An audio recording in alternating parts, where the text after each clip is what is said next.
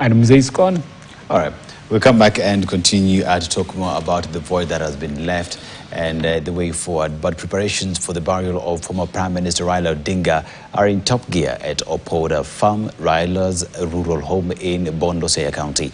This was before and after the body of Raila Odinga was airlifted from Jomo Kenyatta International Sports Complex Mamboleo on Saturday evening. Now, Winfrey Owino has been on location and now files the following story. Less than 24 hours to the burial of the Orange Democratic Movement party leader Raila Odinga in his father's home at Kango, Kajaramogi in Siaya County, burial preparations are underway as the day approaches.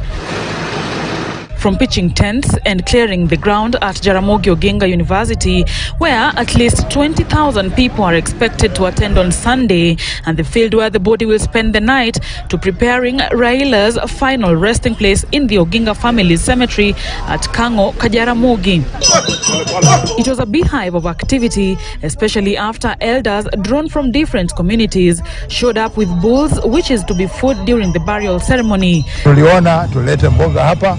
Tumeleta ng'ombe, tuko na kuku pia na vitu vingine kufariji familia. Some flocked the Jaramogi mausoleum to pay their respects. This country has lost a person maybe that can never be replaced. For the first time since the former premier's death was announced on Wednesday, his wife, Mama Ida Odinga, arrived in their rural home. At around 4 p.m., the body of Raila Odinga arrived aboard an MI helicopter and landed at his Opoda Farm and received by hundreds of mourners, after which he was taken into his home before being brought back to the field for public viewing. Winfrey Owino, KTN. Still in Bondo.